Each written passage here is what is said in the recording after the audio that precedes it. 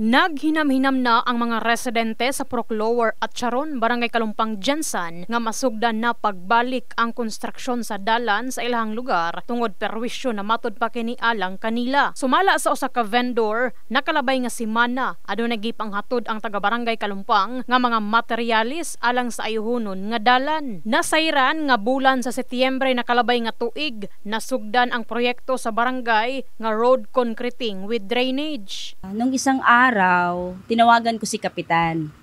So yun ang sabi niya, yung ni-request nga niya kay Mayor is parang nadatnan ng committee. So, ayun. Ngayon, may mga materials naman sila. I think mag-i-start na din sila mag-work.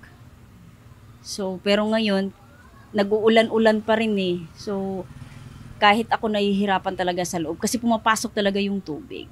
Gipunduhan sumala pa kini sa Barangay Kalumpang og mokabat sa 1.5 million pesos apan temporaryong naundang tungod dili mao ang pagkahimo sa kontraktor sa box culvert. Gilauman sa mga residente nga karong bulan na mapadayon na ang proyekto aron dili na sila mabalaka ilabi na sa ting-ulan. Muara pod na unta mahuman kay kung magbaha manggod diri magpundo ang tubig ana diri mosulod kay ang tubig diri sa mua taga diri agyud mga gamit na mo diri mga basa ano maurag yun namong ikuan diri sa kuan dalan. Makita sa lugar nga dili na susama kaniadto ang kalalom sa bangag ug dili na sab kaayo lapok human sumala pa kini gipatambakan og giyuta sa taga-barangay. Sa gipadala nga mensahe ni Kapitan Ryan Dupalco adunay bag-ong kontraktor nga takdang mopadayon sa konstruksyon sa maong dalan sa nahisgutang lugar.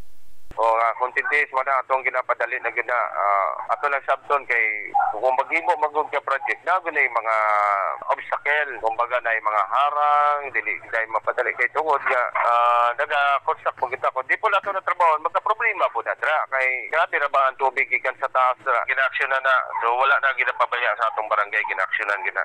In the heart of changing lives kini sa Brigada Ena Mimugpon sa Brigada News Jensan. Brigada News.